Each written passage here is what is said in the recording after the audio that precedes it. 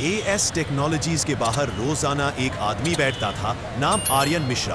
बिखरे बाल, फटे कपड़े, लेकिन आंखों में ऐसी चमक जैसे किसी बड़े इंतजार में हो। लोग उसे देखते ही ताना मारते, अबे हट, कंपनी का गेट खराब करेगा, कामचोर कहीं का, भीख मांगता है। आर्यन हमेशा मुस्कुराकर एक ही बात कहता, कभी कभी इंसान नहीं, हालात फट जाते हैं साहब, इंसान नहीं। सब हंस देते, और सबसे ज्यादा हंसती थी कंपनी की एमडी रिया सचदेवा। खूबसूरत, तेज दिमाग वाली, लेकिन अकड़ से भरी हुई। एक दिन बारिश में रिया कार से उतर रही थी। आर्यन भागकर छाता लेकर आया और बोला, मैडम छतरी ले लीजिए, बारिश भयंकर है। रिया ने छाता झटक दिया, दूर हट, तेरे गंदे कपड़े देखे हैं, एलर्जी हो जाएगी मुझे। आर्यन चुपचाप बोला, गंदगी कपड़ों में नहीं, सोच में होती है मैडम। रिया हंसते हुए अंदर चली गई, लेकिन कुछ ही दिनों बाद सब बदल गया। रिया के दादा और कंपनी के असली फाउंडर अजय सचदेवा अचानक बेहोश हो गए। डॉक्टर ने कहा, सर्जरी तुरंत करनी होगी, लेकिन एक दिक्कत है। रिया घबरा गई, कौन सी दिक्कत? डॉक्टर बोला, कानूनी पेपर पर दोनों मालिकों के सिग्नेचर चाहिए। आपके दादा अकेले मालिक नहीं है, कंपनी दो लोगों ने मिलकर बनाई थी। रिया बोली, दूसरा कौन? डॉक्टर ने नाम पढ़ा, आर्यन मिश्रा। रिया का चेहरा सफेद पड़ गया।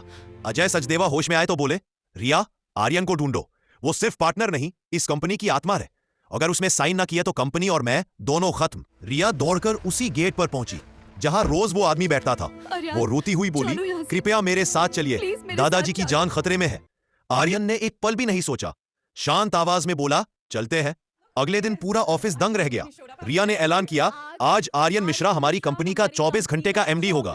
पूरा ऑफिस खिलखिलाकर हंस पड़ा, अबे भिखारी हमारा बॉस, फटे कपड़ों वाला एमडी, चलो भाई कंपनी बंद समझो। रिया शर्म से सिर झुकाए खड़ी रही, लेकिन आर्यन बस मुस्कुराता रहा। ऑफिस में घुसते ही उसने पहला आदेश दिया, फैक्ट्री में जो मजदूर गर्मी में काम करते हैं, सब, जो बुजुर्ग चौकीदार 14 घंटे खड़ा रहता है, उसे आरामदायक कुर्सी और छाया दो। लोग फुसफुसाने लगे, ये पागल है क्या? पर शाम तक पूरा माहौल बदल चुका था। कर्मचारियों के चेहरे पर सालों बाद मुस्कान थी, क्योंकि पहली बार किसी ने उनकी हालात देखी थी। मीटिंग में आर्यन ने एक फाइल निकाली। फाइल पर लिखा था, AS technologies, Aryan S Sachdeva, कमरा सन। रिया ने पूछा, आप असली फाउंडर? आर्यन बोला, मैंने दादाजी के साथ मिलकर ये कंपनी शुरू की थी। फिर मेरी पत्नी और बेटी एक हादसे में चली गई और मैं दुनिया से टूट गया। तब मैंने सब छोड़ दिया, क्योंकि घायल दिल कारोबार नहीं संभाल पाता। उसने फाइल मेज पर रखी।